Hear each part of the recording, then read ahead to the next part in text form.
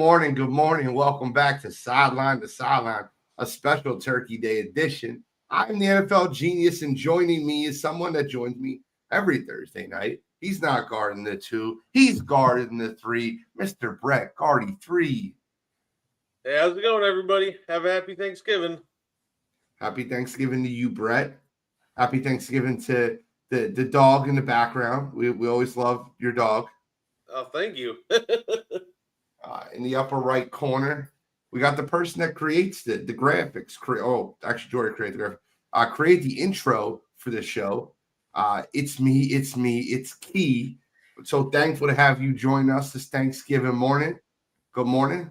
Good morning, y'all. Good morning. What's going on, y'all? Happy Thanksgiving. Hopefully, y'all don't eat too much today, but let's get it rolling. I mean, listen, I don't eat breakfast on Thanksgiving. I have like a Thanksgiving lunch situation over at my aunt's house.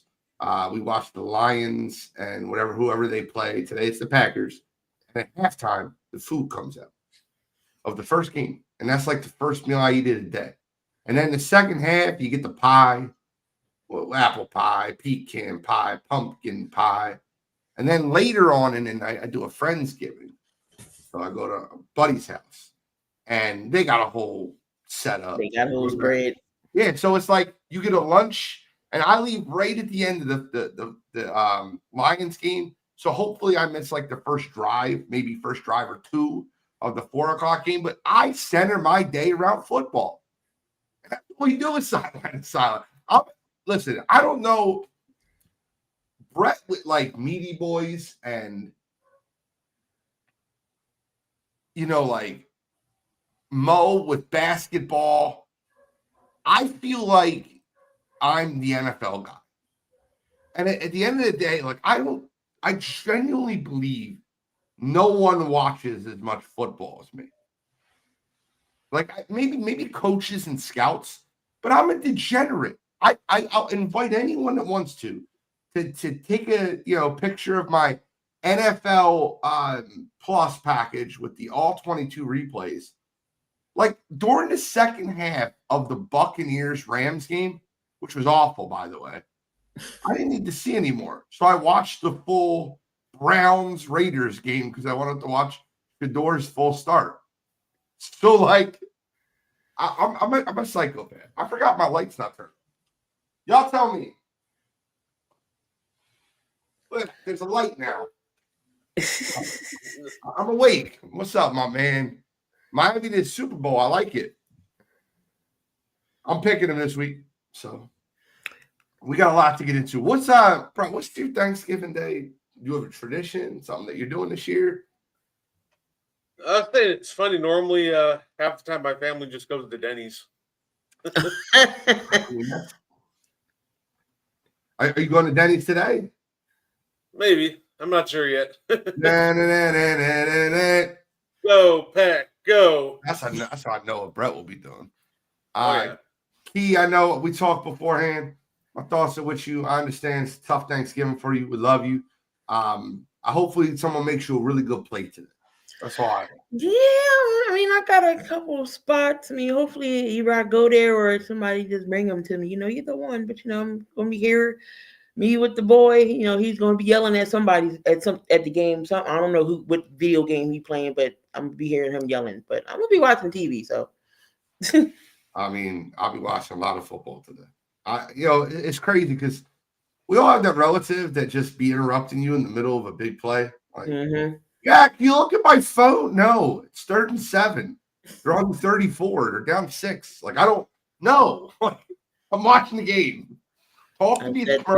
I got the one uncle that always bugs me because he knows I'm the football person in the family, and he's just like, "Oh, who do you think is going to win right now? We're watching the game right now. Just watch." So got that. Everybody got that one family member that bugs you. Ain't that the truth? Let's talk about some Thanksgiving Day games today. Good morning, Jory. Happy Thanksgiving, my man Anthony. Let's talk about some Thanksgiving games today. We got some good ones. I think this is the best, and you'll correct me if I'm wrong, but I think this is the best Thanksgiving Day slate I remember. And if y'all can remember a better one, let me know. Yeah, no. And I also don't know what the AFC North did, to like constantly get the Sunday night or the Thursday night game. I feel like it's every year. It's Baltimore, Pittsburgh. It's Cincinnati, Baltimore. It's Cincinnati, Pittsburgh. Like I feel like I've gotten that every year. Am I tripping? Like the Thanksgiving Day night game seems to always be the AFC North. Did they sign up for that shit? Am I missing something? I don't know how they get the Sunday night games, but it's always been, from what I remember, it's always Lions and Cowboys that play on the Super Bowl. I mean on Thanksgiving. So all right, so Brett, how are you feeling going into today? What is your feelings like about today? Oh, I think it's going to be a great day. Obviously, we're going to start off with a Packer victory, and that's just going to make it a great day of football regardless. No, I'm asking, how do you feel about the Packers today? Tell me, give me your breakdown. What is your thought process on this game? Do you think that it'll be a lot like week one? I mean, take the fandom aside. Okay. I think this game will be more competitive than week one. I think everybody will be more on the same page in Detroit.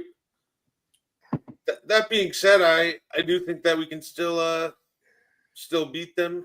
It's gonna be a tough one. They're gonna try to run the ball down our throats. And the key to the Packers winning this game is keeping them to like 3rd and long, keeping them out of 3rd and manageable, get the pass rush going. So it's going to be a challenge, but I think we got this. So I went back and looked at the stats from week one. This is me being who I am, just a weirdo. But they tried to run the ball versus you guys week one, but they didn't run it with, in my opinion, and I can't steal this. I thought it was great when Cottrell said it last night. They didn't run it with the mashed potatoes. They ran it with the gravy. David Montgomery had more carries than Jahmyr Gibbs. You cannot allow the gravy to have more carries than the mashed potatoes. If I'm the Detroit Lions today and I can't establish the run up the middle. Look, Key, you've watched the Packers play a ton, right? Mm-hmm.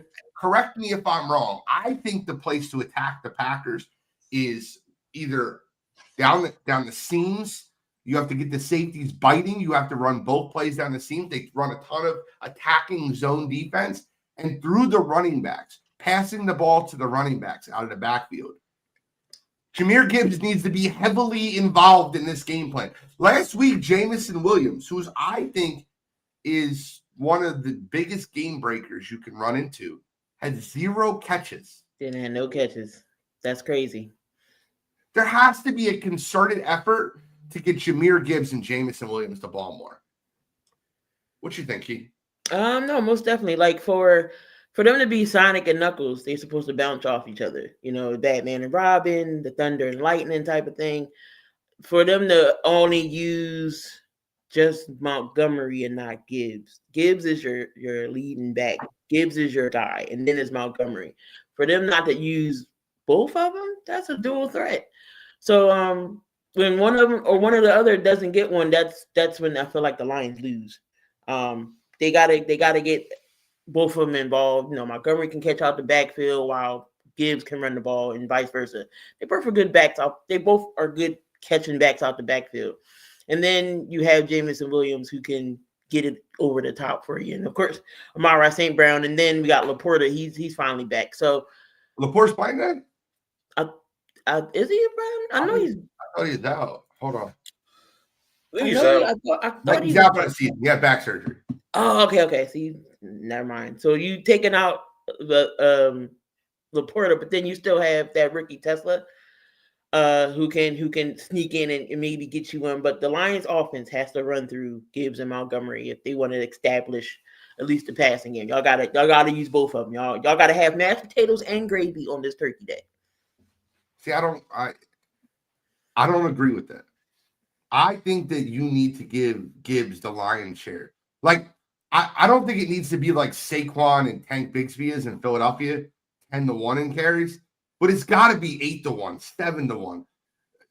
Let me ask you a question, Brett. When you look at this Lions team, when Jahmyr Gibbs is in the game, are you not like a little bit more apprehensive than if David Montgomery's in the game? Like if you're a Packers fan watching at home, like I don't know. Every time I would see David Montgomery in the game when the Eagles were playing the Lions in Philly, I'd feel a little better.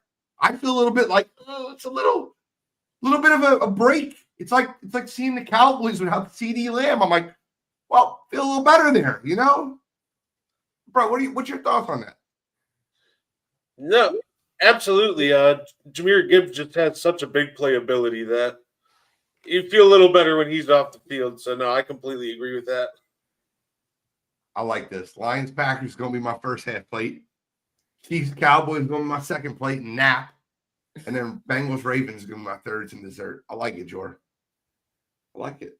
I don't want to talk about this right now. It's going to piss me off. It's going to piss me off. 3 o'clock on a Friday. What the hell does it matter? I'm gonna be on my way home. So last but not least in this Lions Packers game, look, I'm not going to lie to you, Brett. I know you're a Packers fan. Your Packers offense has looked really bad recently. I'm going to say it here again, just like I said it to you on draft night. Just like I said it to you in the preseason. I don't think Matthew Golden is that guy. I think he's Jaden Reed 2.0. And if I look at this Packers team seriously, I think they need to make a splash in the offseason and get themselves a true number one wide receiver. I don't think it's on Jordan as much as it is on the wide receivers. Now, Christian Watson has been a breath of fresh air. I think he's been much better than what you guys have been putting in there as far as like Dontavian Wicks. Romeo Dobbs, who's normally a short-handed guy, has dropped a lot of passes the last few weeks. Are you comfortable with your wide receiver room now, or do you really like I want to ask you, 10 weeks into the season, I think the Packers are like 7-3-1 or something of that nature. Yeah. 11 weeks into the season, do you feel comfortable with this offense competing for a Super Bowl? Yeah, it's one of those offenses where it's going to be somebody different every time, and that makes it still dangerous. So it's been a challenge because we haven't been able to get the run game established, but I still think we have enough time to figure this out for a Super Bowl. Do you believe that Josh Jacobs is like healthy enough to return today? I know he's going to play, but do you feel like that he'll be limited? Do you think we'll see a little bit more Emmanuel Wilson than we're used to when Josh Jacobs is playing? Do you think it'll be more of like a 60-40 split? I think it'll be more of a split. Say Josh Jacobs is obviously coming off, banging knees in the Giants game. So I think with how well Wilson played as well last week, you'll get more of a split this week at running back. Let's give a real prediction for the game, score prediction, whole 9 yards. I'm going to read you the over under. I'm going to read you the spread in the game. Currently, we're looking at a Lions team that's -3, and the over-under is 48.5. Key, I'll start with you. Give me your score prediction. See, I'm gonna go with the Lions here. I don't think it'll be a high scoring game in my opinion. I know I still do like Green Bay's defense a little bit. Offensively, they have their moments there, especially not 100% Josh Jacobs. Let's go Lions 27-14. Oh, wow. 41. So when you talk about Josh Jacobs being hurt, one of the things that I want to point out to you, and I think they're all going to play, right? Let me be clear. Outside of Graham Glasgow, who is out, and Frank Ragnow just re-signed with them, but he won't play today. The center position will be their backup center, probably their third string center, which will be Tristan Collin.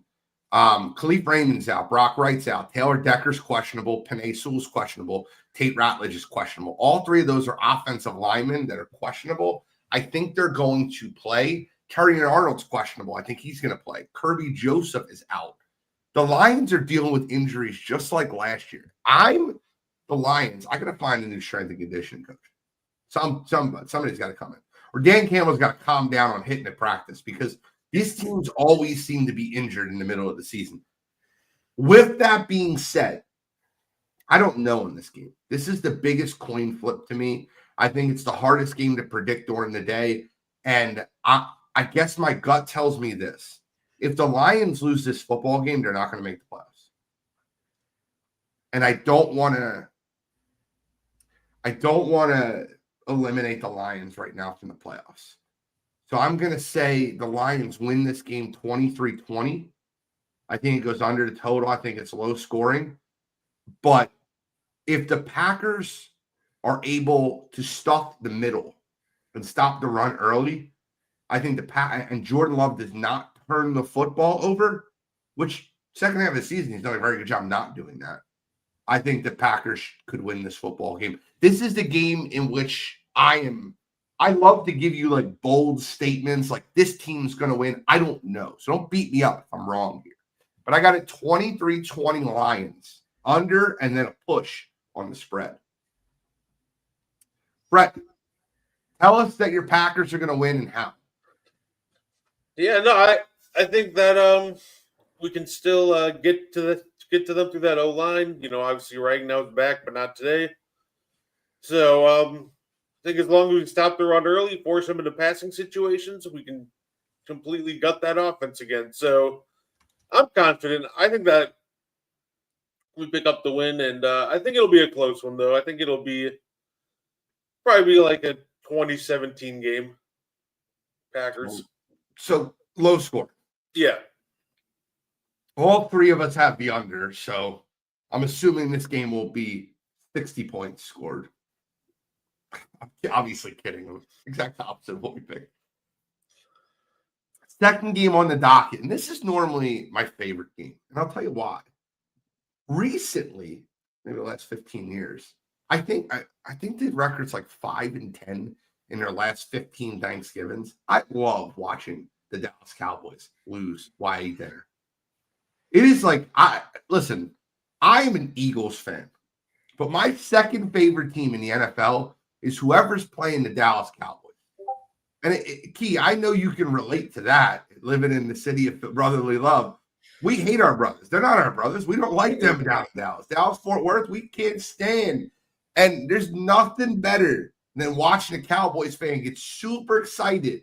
We them boys, we're ready, we're back, and then getting smacked right in the mouth on Thanksgiving, knowing that they're eating their Thanksgiving dinner in misery. Miserable. It makes it so much fun to me. Yes, I'm a bad person. I am very, I prey on others being upset. Listen, there's nothing that will help me more than watching the Dallas Cowboys lose. So you got Cowboys versus Chiefs in Arlington. The Cowboys are back, right? They beat the Raiders, who are a great football team, and then they beat the Eagles, who are just, obviously their offense is clicking on all cylinders. So we them boys are back, right? Quentin Williams is there. They're back. They're 5-5-1. They have a 9% chance of making the playoffs. They're going to the fucking Super Bowl. You got to talk to these guys. They'll tell you. Get the hell out of here. I like the Chiefs today, and I like them big. I love the Chiefs. They're my favorite play by far. I didn't know what was going to happen in the first game. I know what's going to happen at 4:30. The Chiefs are going to smack the Cowboys in the mouth and not stop smacking until Dak Prescott and CeeDee Lamb are arguing on the sideline.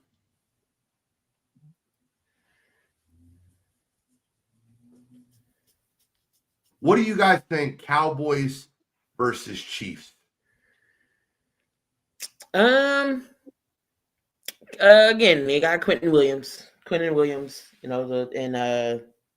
his name, Logan Wilson. I mean, they're upgrades, I guess, for their defense. But I just don't. I still don't. It's Dallas. I still don't. They get on this high and then all of a sudden they come crashing down. But it's the Chiefs, and the Chiefs are still trying to find a way to get back into the playoffs. So I gotta go with the Chiefs here. I think the Chiefs will humble Dallas today. I can't bet against Patrick Mahomes. So still can't bet against Patrick, even though I know they're having the year that they're having, but And I know Dallas got Overshown back and all those guys. I get it. But I see Mahomes doing his thing today.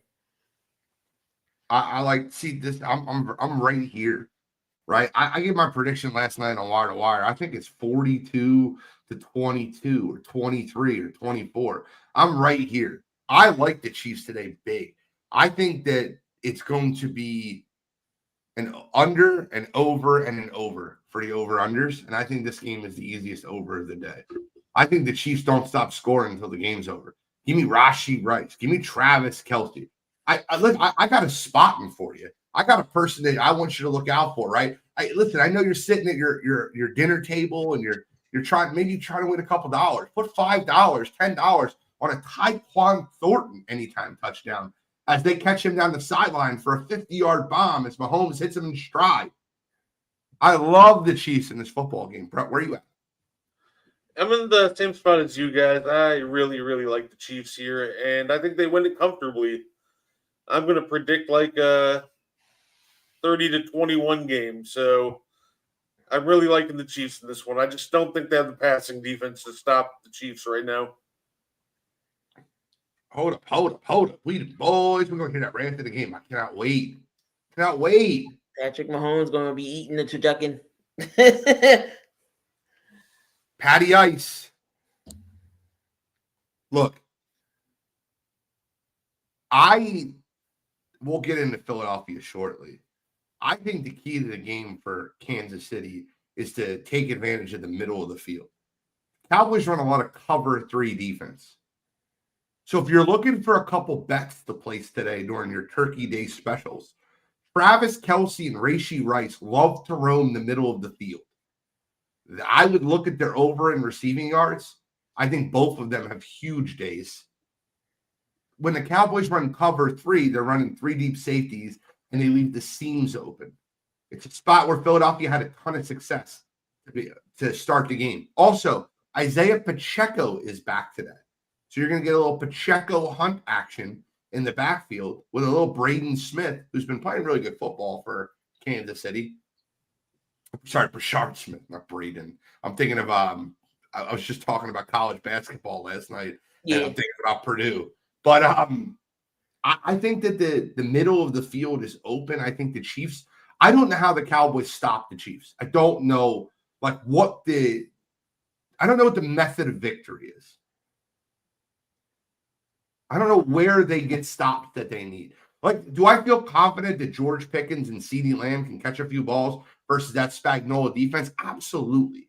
But when you really break down this football game, do you have more confidence in the Chiefs getting a stop over the Dallas Cowboys offense, or do you have confidence in the Cowboys getting a stop over Patrick Mahomes? That's the way you have to look at this. Yeah, I think McDuffie's gonna go stride to stride with Pickens. CeeDee Lamb he didn't play well on Thursday.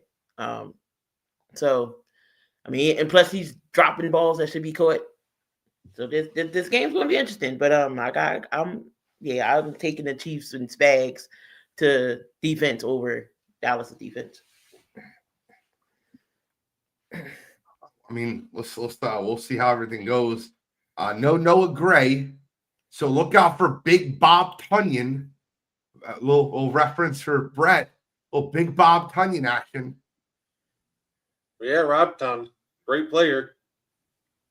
Bob Tunyon. Another one. Just a $5 action, but I want you guys to all think about this real quick. What does an Isaac Tesla, Jarrett Wiley, Mike Gesicki, anytime touchdown parlay pay out at $5?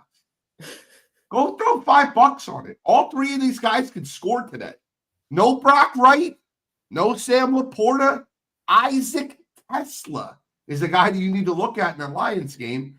And in the Chiefs game, I'm telling you, look out for Bob Tunyon or Jarrett Wiley. They're down on the Chiefs love running 2 tight end sets, and both those guys are going to get action today. And then in the nightcap, you got the Baltimore Ravens taking on Joe Breezy making its comeback. The Ravens have won 5 straight. The Cincinnati Bengals are bringing back their quarterback when they're 3-8. That's got to be an organizational That malpractice. makes no sense to me at all. None. Organizational malpractice, Key. Just throw that bitch on IR. Yeah, you're sitting the rest of the year, Joe. Yeah, I'm right. I'm shutting them down. There's no point of you being out here. You're 3-8. We're not going into the playoffs. What more do you want? Brett, what's your thoughts? Yeah, it's kind of confusing. I partially expected them to maybe put him on IR instead of bringing him back, but I guess they have a really outside chance at the playoffs still. So 1%. yeah, but they're going to try to run with that 1% apparently. So I don't really like it, but let's see if it works out for them. They're looking at sweeping the Ravens. I doubt it. I just don't understand. I don't understand that. Zach Taylor, like Topper said, Zach Taylor trying to save his job. Zach Taylor's only there because of Burrow. What do you do? Would you go in there? All right, Burrow, let's go ahead, Joe. Let's just win out. That's not gonna. I don't know. Do they want to go out with a bang? I guess I don't know.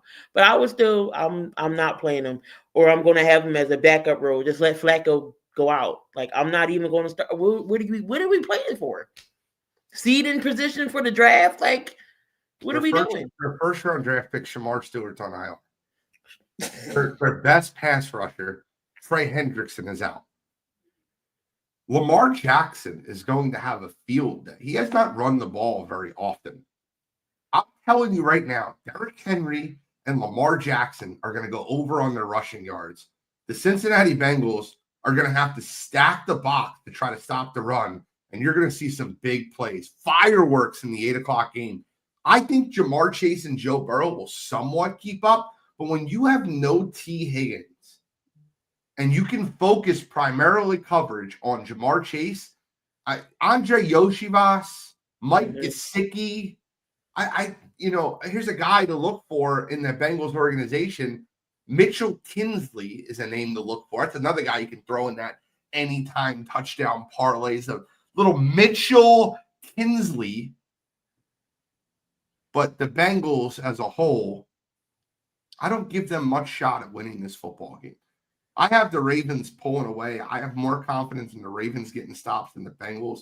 Give me Lamar Jackson and the Ravens 41. The Cincinnati Bengals 24. And a 17-point. I think it'll be competitive, but I think the Ravens eventually pull away. I don't think Bengals would be competitive at all, in my opinion. They're not going to be able to run the ball with Chase Brown, even though, they did run it. Chase Brown did have a good game. I forget what game that was. I was like, oh, they actually ran the ball. Last week. Huh? Versus the Patriots last week. He had a very good game. I don't know. I don't know. But then again, you never know. Any given Thursday, Burrow might come out firing, but that Baltimore's hot, and that defense is starting to come together, and everybody's coming back healthy. I just don't see the Bengals keeping up with Baltimore. It's going to be a field day, especially Derrick Henry. And Lamar, I think he's going to use his feet today. I completely agree. When you have no pass rush and he drops back and he realizes he has time and holes and avenues in which to run, I think he'll be able to run for a ton of yards tonight. Lamar might run for 100. I mean that. No, I can see that. So, and the Ravens defense is starting to get healthy. I agree with you, Tapa. Great comments in the chat. Kyle Hamilton looks great. Roquan Smith actually looks better. Awuzie has been a nice little, pickup at the cornerback when they got rid of Jai Alexander. Marlon Humphrey's playing well. Nate Wiggins is playing well. I'm liking what I'm seeing out of, especially when they bring Hamilton up as like he's a end, like he's up on the line. That's when he comes playing that Cam Chancellor role. Even he comes in the flex balls, he gets the sacks. So I like what they're doing with Hamilton. They move, he's all over the field. So yeah, defense is starting to get hot. Brett, 5 weeks ago on Sideline to Sideline, I told everybody that would listen, I said, get your plus money Ravens to win that division. They're now tied for the lead in the division right now. And they're tied with the Steelers. And I didn't think it'd be this quick. I didn't think it'd be this fast they would catch up. 5-game winning streak. The Steelers go 1-4, and here we are.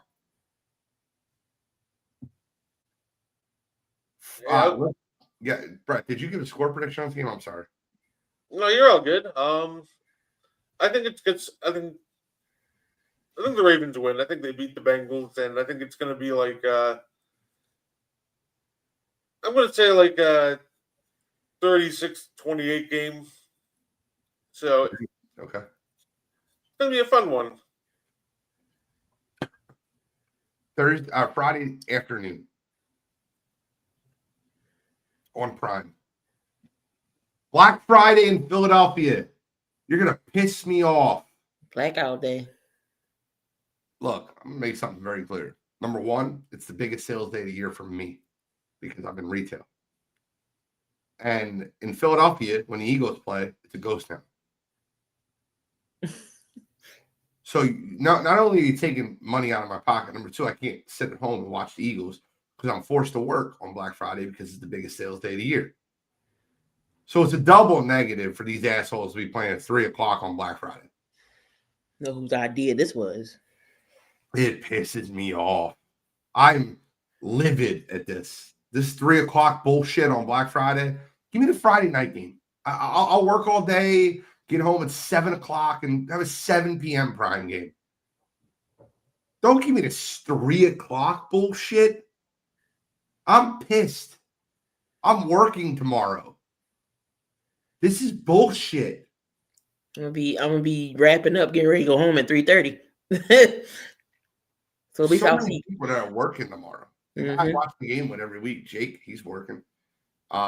It's just it's bullshit. I hate this game. I hate it. I don't know what type of fan base you're getting at 3 o'clock on Black Friday, but is what it is. 3 o'clock game, Philadelphia. The Bears coming to Philadelphia, 2 division leaders. The leader of the NFC North versus the leader of the NFC East. I think we can both say both teams are fraudulent, but I might get some slack from Philadelphia. The Philadelphia Eagles offense is putrid. And that starts with offensive coordinator Kevin Batulga and the most predictable offensive play calling in the history of football. I mean, they are absolutely, I can tell you what they're running before they run it. Brett, you know the Bears. Caleb Williams is they've won some games this year, but I'll give you an example of what I mean. I'm going to read this out to you. They beat the Cowboys in week 3. Okay. They beat the Raiders by 1, the Commanders by 1, the Saints by 12, the Bengals by 5 on like a backdoor craziness. They beat the Giants by 4, the Vikings by 2, and Mason Rudolph and the Steelers by 3. Any of those wins really impress you? They don't really impress me, but you know what? Give them credit for winning the games that they should, but yeah, none of them impressed me, but like I said, give them credit for taking care of business.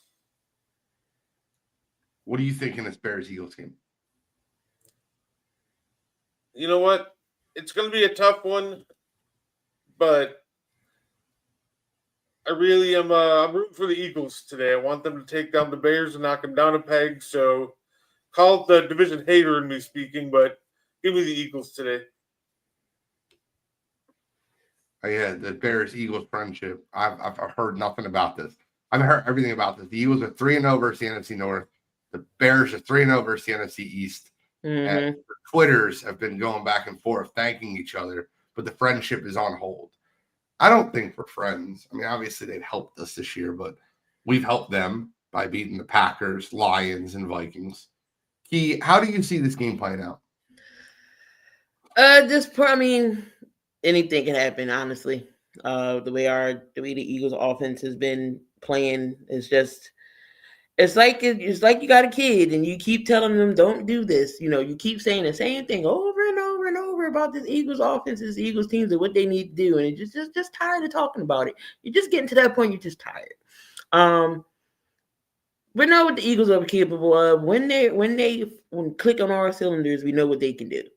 I still feel like we can win this game. The Bears have their recess linebacking core in there because all three of their linebackers are hurt. All three of they starting quarterbacks, linebackers are hurt. So they're using, the kids from recess and the practice squad is back there with their linebacking core. I know CJ comes back to Philly. He's with the Chicago Bears now, so it should be interesting.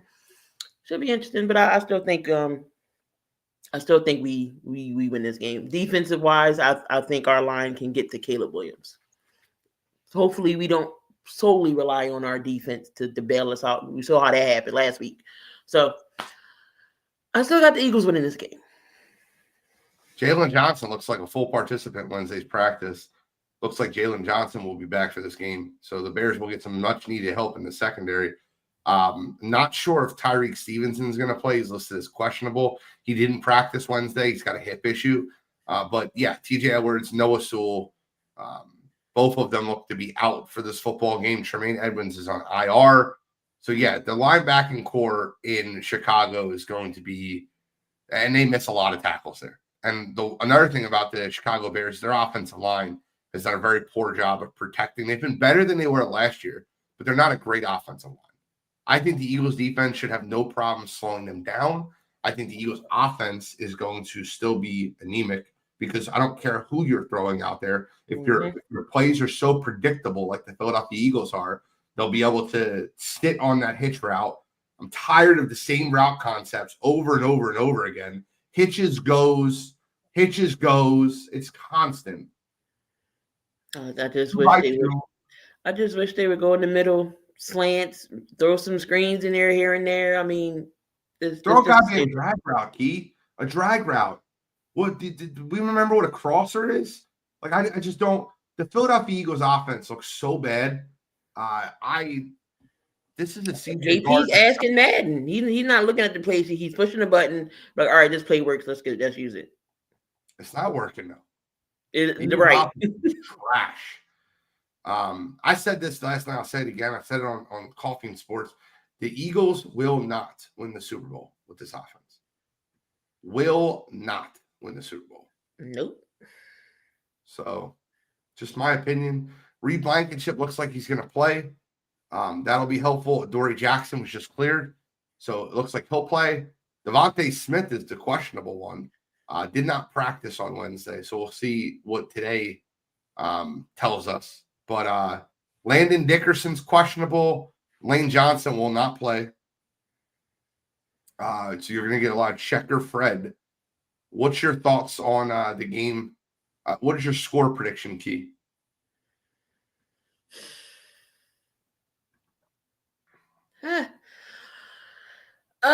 Score predictions. Bears defense. Our offense. Can anything can happen? I don't care how the Eagles win. Just win 3. It can be 99 field goals. Just win the damn game. I'm gonna go 24-14. I have 23-20. I think this game. I don't think the Eagles cover. I don't think the Eagles offense is good enough to cover right now. Brett, what's the score prediction on this game? Give me the Eagles. I'm thinking like 24-18. 24-18? Okay. Yeah. They don't cover, but they win. All of us seem to have the under in the game. So we'll kind of see how that plays out in Philadelphia. Still pissed off that it's a 3:00 game in the middle of Black Friday weekend. Do want to ask you guys opinions, and this is a special Thanksgiving Day show, but do want to ask you guys opinions on what you guys have seen with Shedeur Sanders, and I want to kind of get to some of the things that we've seen last week. Last week, Shedeur Sanders, he was 11 of 20. He had a QBR of 8, but he hit 2 really, really nice throws. One of them being a 52-yard pass on the money while he was on the run. Another one I thought was a really good pass was a pass to Harold Fannin. and it was over the line. He led him upfield. I thought it was a great pass. Did you guys have any thoughts on Shador? What did you grade him for this game versus the Las Vegas Raiders? Yeah, I thought Shador had a really good game against the Raiders. He's looked better than even what Gabriel did in that first game against the Vikings. So I really like what I'm seeing from Shador, and it looks like he's developing very well over there. Actually, he's definitely got some things to work on for sure, but I'd say I'm looking forward to seeing more of him. I already knew that once Cleveland gives Shador a chance, I was like, "What y'all wait so long for? Y'all not going anywhere. What are we doing?" Gabriel was thinking up the joint. He couldn't throw the screen pass. I mean, the screen is right there. He overthrows the screen. Shador comes in, throws the screen perfectly, and boom. But no, I mean, if y'all watch Shador in Colorado, which I did, his seasons there, we know Shador can play football. We already knew this. He's an athlete. He's a good quarterback. You just got to give him time. I just felt like when they threw him in there, Gabriel got hurt, they crucified him already. I'm like, oh, just put him in there. Give him reps with the ones and see what happened. And that's what happened. He looked great out there. I'm not saying he was perfect. Was he perfect? Absolutely not. But he did what he did. He did what he needed to do to win against the Raiders. And the Raiders is god awful. So I knew that he was going to win this game. Just simply off of offense and defense alone. They sacked Geno 10 times, which is crazy. But no, Shador did his thing. I like what I saw with Shador. And if, again, he keeps reps, this is how he's going to get better. He needs reps and repetition and in-game plays. He'll be good. I don't agree with you guys. And I think that when I watch Shador play, I mean, granted, he made 2 good plays. But when you say he looked good or when you say he was developing, I let him have a QBR above 15. Like, he's been not good. He threw a terrible interception in that game. A terrible interception. And if the Browns defense doesn't sack the quarterback 10 times, they might have lost to the Raiders. They didn't play well. They scored twice. Let me ask you a question real quick. When you sack the quarterback 10 times and turn the Raiders over multiple times, and you get the ball, I think they had 13 offensive possessions in the game, and you scored 24 points. Is that something that I wouldn't be thrilled about that? Yeah, he's a rookie. I'm not writing the book on him and saying that he's going to stink, but like he had a 66-yard touchdown pass to Dylan Sampson. Was that a good play? It was a fucking swing pass. He threw the ball 4 yards, and Dylan Sampson made 2 cuts and went downfield. I'm scratching my head watching him because I want him to succeed, and I want him to. But for us to pretend he's been the guy, I think Dylan Gabriel wins that game too. I don't think Dylan Gabriel goes in that game and loses. And the evidence I would give you is Dylan Gabriel beat the Miami Dolphins 31-9. Who do you think's better, the Dolphins or the Raiders? I just don't see it yet. Would I like to see it? Can I see it? I watched him in Colorado. I know he has it. That throw he made down the sideline where he rolled right and threw a 52-yard pass to Isaiah Bond was a great throw. A great throw. But can you point to any others? If I'm wrong, just tell me I'm wrong. I don't mind. But no, I get your, again, I get your point. It wasn't, his stats, it wasn't great. But again, this first team with getting full first team reps. So I get it. That's why I said just give him more time. Was he completely great out there his first? Of course not. He wasn't great. He made some great throws. Some good plays here, and then he also made some mistakes. So I mean, I'm going to see what he does the following weekend if he stays in the starter role or what happens with Cleveland with his development and him just being prepared. But I'm not going to crucify him off the one game. Again, he did enough to win the games. And I get what you're saying. They had the 13 drives with the turnovers and the sacks that they did. They should have had maybe more points than 24. But if we had a veteran quarterback in there, maybe they would have had more than 24. But doing what he did, he won the game. Brett?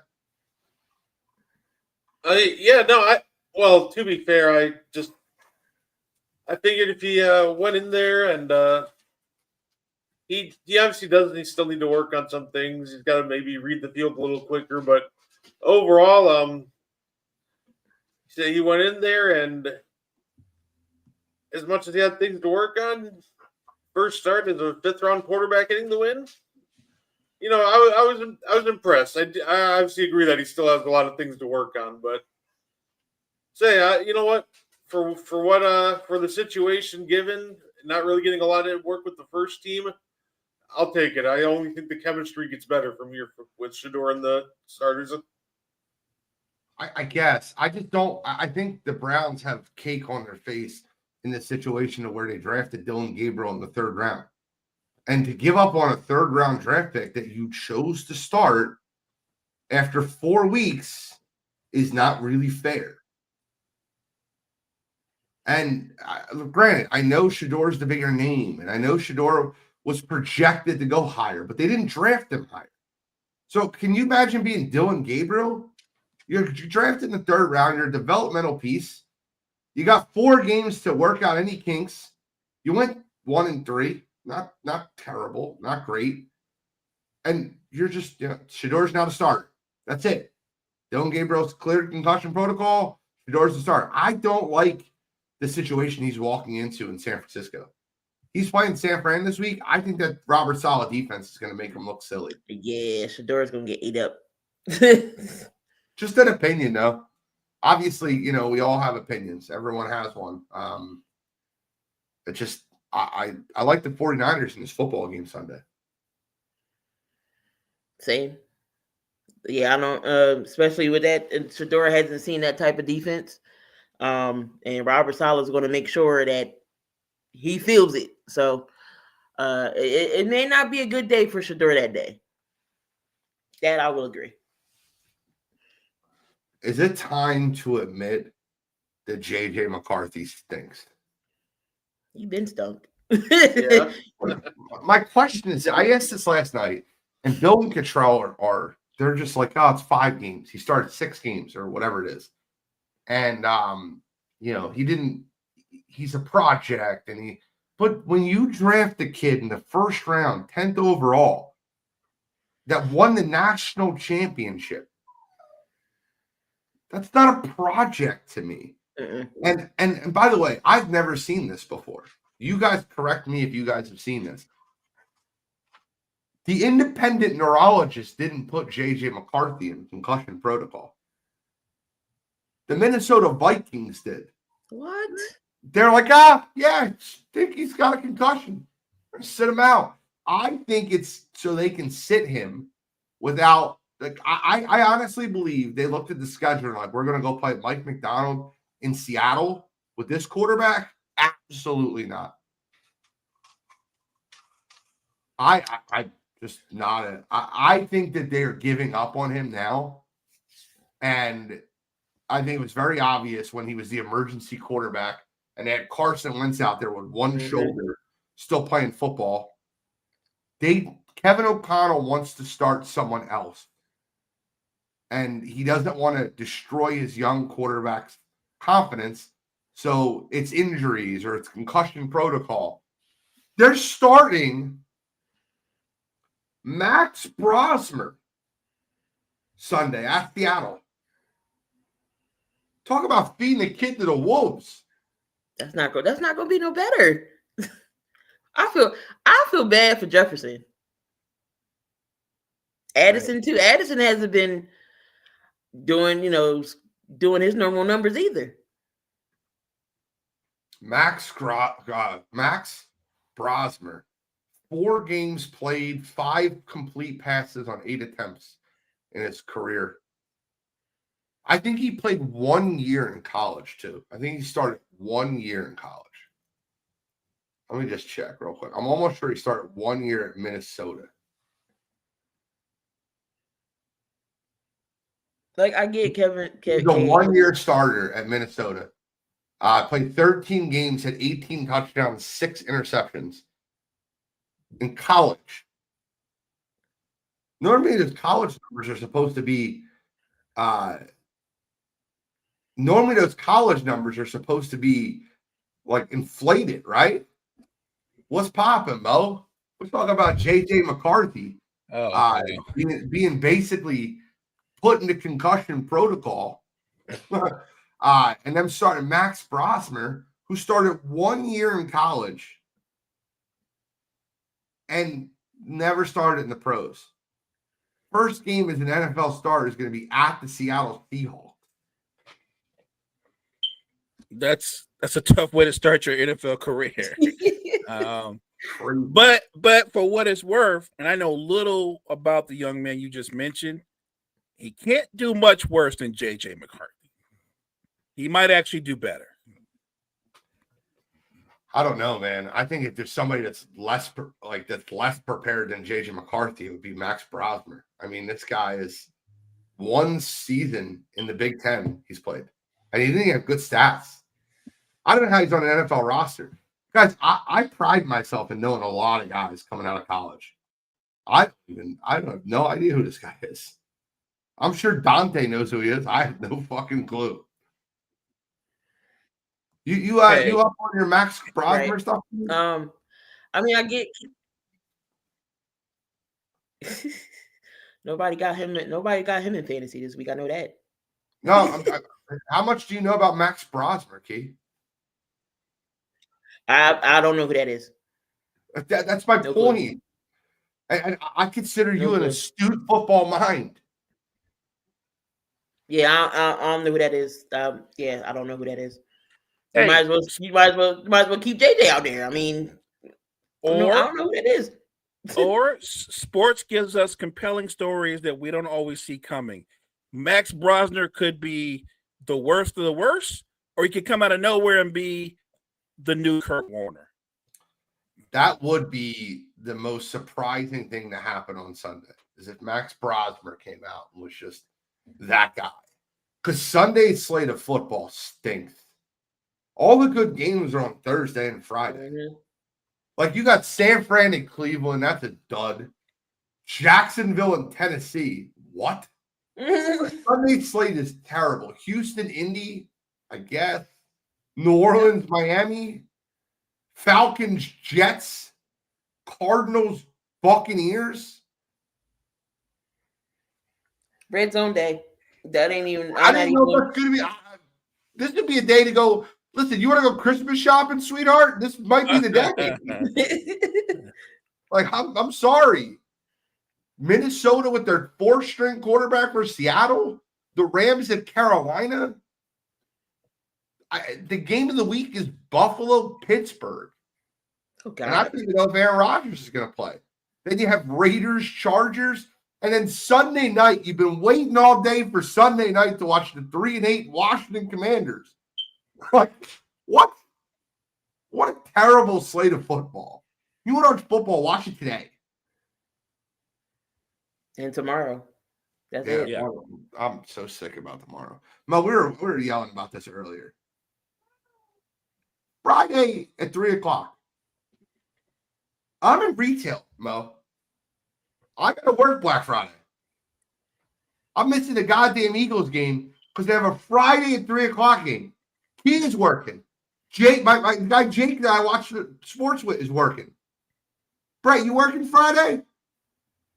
I am. Brett is working. What are we doing, NFL?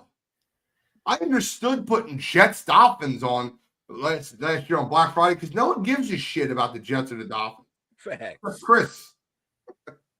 That's a brutal scheduling that doesn't make sense. Like you said, if you're in retail, customer service, you got to suffer.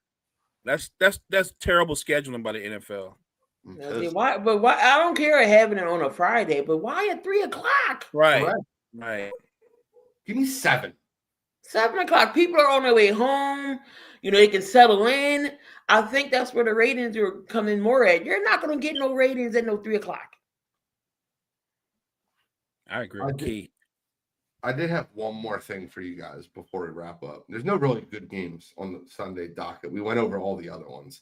I do have one more fun thing for you guys before we wrap up on this Thanksgiving Day, and then we'll give a little Thanksgiving favorite meal. It looks like Mo's already posted his, but I wanted to show you this, and it was updated 8 days ago. I like using Tankathon. It's one of my favorites. So this is the Tankathon 2026 NFL mock draft. Now, a lot of this will change by the time, but you got the Titans and Giants that don't really need a quarterback. Arvell Reese out of Ohio State is going to help them a ton. I don't think they need any more edge rushers. I just think this is a bad pick. But the Titans 100% can get some edge rushing help in Reuben Bain Jr. from the U. But where I find interesting is the way the quarterback placement is now. Fernando Mendoza, first quarterback off the board from Indiana, going to the New Orleans Saints. You just drafted Tyler Show. Now Fernando Mendoza will be your pick at the third overall pick. Followed by Ty Simpson, Alabama. Where's Jory at? To the Jets. I think that's no. It's a terrible fit for him. Yes, it is. And then Dante Moore of Oregon, who I think is the best of the three of these, going to the Raiders, who definitely need to replace their quarterback. Did he'll be a good fit over there, but Ty's no, don't let him go to the Jets. I mean, I don't want anybody to the Jets. That is QB purgatory. I don't know. The Jets, it seems like every time a Jets draft a quarterback, it never works. I don't know what they got to do around there to keep a quarterback, but Jets ain't it. What's worse, Jets? What's worse, quarterback purgatory? The Jets, the Bears, or the Panthers? It's the Jets. Or the Browns. Or the Browns. The Browns, oh my God. Yeah, the Browns and Jets, they can't get it right already. The Carolina, they're working with Bryce Young. The Raiders, they just need to find a quarterback. They don't need to pick nobody up off the street. If they do, let them be a backup in a veteran role, but they need to draft a quarterback. Because Geno ain't it. I ran across a really funny stat, and I'm pulling it up. So, since 1950, the Green Bay Packers have had 34 starting quarterbacks. Bart Starr, Brett Favre, Aaron Rodgers, Jordan Love, to name a few. 34 starting quarterbacks since 1950. Since the return of the Browns in 1999, how many starting quarterbacks do you think the Browns have had? A lot. 49 last year. Anyone want to take a guess? 60. 26. 30. 30 would be less than the Packers. It's 42. Oh my They've God. had 42 starting quarterbacks since 1999, and the Packers have had 34 starting quarterbacks since 1950. But it's got the Browns taking the Ohio State's own Caleb Downs, who I think is the best player in this draft.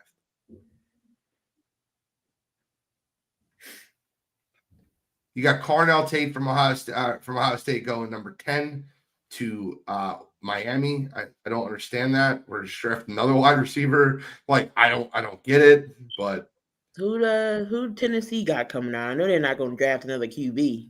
They're going wide receiver. Tennessee is number 1. They have Reuben Bain Jr. from the U. A wide receiver going to some of these picks. These are the franchise picks. These are just dumb picks. Jeremiah Love going to the Cowboys. Like I drafted a running back at 14. I love this pick. Kenyon Sadiq. Love him out of Oregon. Going to the Chiefs to be the Travis Kelce replacer. Oh, man. It's a great pick right here. He's a 6'3", 245-pound tight end and can catch the ball. Yeah, because Travis did say he don't know if he's going to stay with the Chiefs or venture out and go play somewhere else.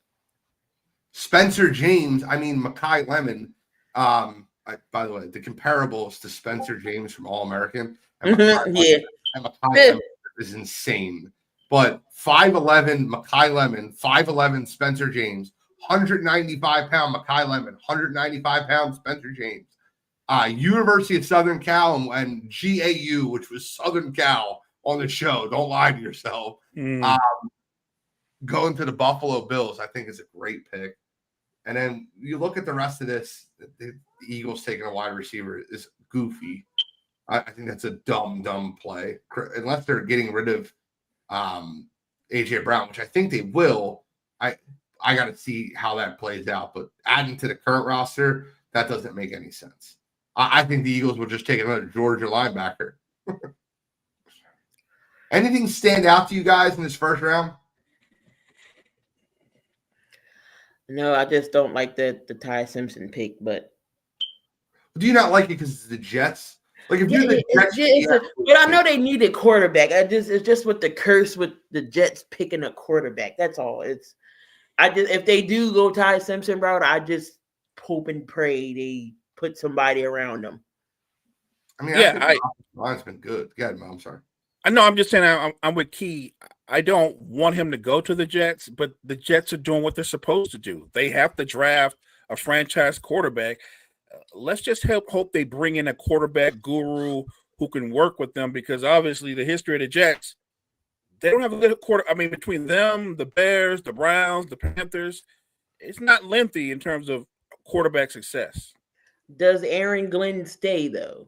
I think if Aaron Glenn stays, like you always say, Jane Merritt, the coach to the quarterback, does he pick his quarterback? And then if they pick his quarterback and then he leaves. So what's going to happen? What's going to happen, Keith? The owner already praised Aaron Glenn and said that our quarterback doesn't have a very high Madden rating, so we can't really blame it on the coach. Did you hear that shit? A Madden rating? That's wild. No, he said the Madden rating last year. Like his kids said, this guy doesn't have a good Madden rating, but like he said recently that Justin Fields is not a very high-rated quarterback. Oh yeah. And I think that he's had his Aaron Glenn's back in the situation. So I don't know. I just think I find it very interesting, very intriguing.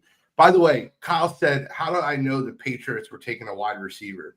I'll tell you this: you should look up Chris Brazell from Tennessee. He is 6'5", and the guy he's a T. Higgins archetype, and I think that would be perfect for what Drake May needs, in my opinion.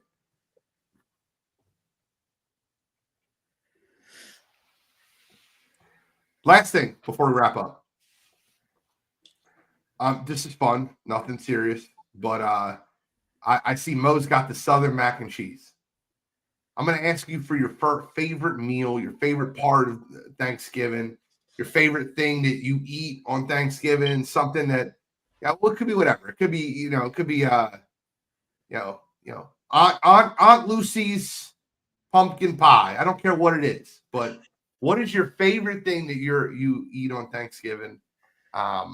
Maybe your favorite pastime, your favorite memory, whatever that may be. Share it with me. Share it with us. Who wants to go first? I'll go. So I'm always looking for a staple on my plate. Has to be the mac and cheese, of course. That is like the main entree. It has to be the main side. Go little yams. Got some collard greens. I'm not a big turkey fan on Turkey Day. I don't know, because I have my share of dry turkey, so I don't want to encounter that. So it might be a little ham, some roast beef. We might have chicken. It depends on who brings it. But the must is the yams, the mac and cheese, the collard greens, and whatever meat they have. And then you have to have either banana pudding or some sweet potato pie. Don't bring pumpkin pie in my house. I'm sorry, I'm not gonna eat it. I love pumpkin pie. You can bring it to my house. Gotta go sweet potato. So that's the pretty much staple on the plate. So I'll take pumpkin pie. I'll take pecan pie. Pecan pie. I love me. Pecan's very sweet though. You have one slice of that shit. You're like, I'm good. And mac and cheese. Let's make it very clear to anyone listening out there. It's gotta be a certain mac and cheese. We gotta have baked mac and cheese. It's gotta be cooked the right way. This is homemade. Right. Yeah, not just one cheese. It gotta be a couple cheeses in there. Yeah, facts. Gotta have a little brown at the top. Yeah. So don't be not burnt, just brown and coated. So Yeah. I like when you cut into it, you hear the crisp a little bit when you dig into it. So yeah, I like the Vermont extra sharp. Cracker Barrel. Yeah. Yep. What you at, Mo? Pastime, favorite thing, favorite dish? For me, it's I really go to Thanksgiving for the sides. I'm with Key. I want the mac and cheese. I want the collard greens. I could do mustard greens. Give me some cornbread. The yams. Somebody I'm sure is going to bring some black eyed peas. I'll get down on them too. Like I love the sides. That's my favorite part of Thanksgiving. Love that. Brett? I think one of my favorite dishes at Thanksgiving, good old fashioned, turkey or ham and mashed potatoes. It's always great just getting together with family. My favorite part of Thanksgiving. So definitely going to be a fun one this year. I'll tell you, every year we go over my aunt's house and we get the shrimp is the appetizer. You got the little shrimp roll, cocktail sauce. But I fill my plate very simply. I like the thick mashed potatoes. Don't give me that creamy shit. Don't. I want to taste the potato in the mashed potatoes. Give me the chunky mashed potatoes. Don't overload it with butter or salt. It's got to be good potato. And then my favorite is listen, no shock, I'm overweight, but my favorite is the dessert. Give me some pumpkin pie, some pecan pie, a slice of that. Watching that second half of the football game, I'm in heaven. I like turkey. I like me some turkey, but like he said, too much dry turkey. Don't leave that turkey in there too long. I think the turkey sandwich the day after, the fried turkey sandwich is the best. Throw a little American cheese, yellow mustard. Eat that that fresh cut turkey sandwich. That's my move. Thank you guys so much for joining us this morning on a very special edition of Sideline to Sideline. Any final thoughts from the panel? Hey guys, have a safe and happy Thanksgiving. Yeah, have a good one. Friends and family, don't do nothing crazy. If you have to call an Uber, please call an Uber. It only takes 2 seconds. Don't be one of these dummies and get behind the wheel and you had too much to drink. We want to see all of y'all back. And then make sure y'all check on, just check on folks this time of year during the holiday. That's all I gotta say. If you know, so just check. So but yeah, make sure y'all have a safe and enjoy your family. Brett? Yeah, have a happy Thanksgiving, everybody, and enjoy your days and go Pack Go. Key, I'm gonna echo your sentiment. I've been through really great Thanksgivings and I've been through really tough ones. And there's a lot of y'all that are in my prayers and my thoughts. A lot of people lose loved ones, and I don't want to, get too emotional with it, but check on those people and let them know you love them. Let them know you care about them. Key, I love you. Brett, I love you. So I know you guys have had a tougher year, so I don't want to get too emotional with y'all. Mo, obviously love you too. I'm not trying to leave you out, but no doubt. I love you guys, and I hope you guys all have a happy Thanksgiving. Thank you guys so much for making us part of your morning. I'm the NFL genius, Sheen Walzak. He's Southern Mac and Cheese Mo. Guarding the 2, he's guarding the 3, and it's me. It's Key, and we are signing out.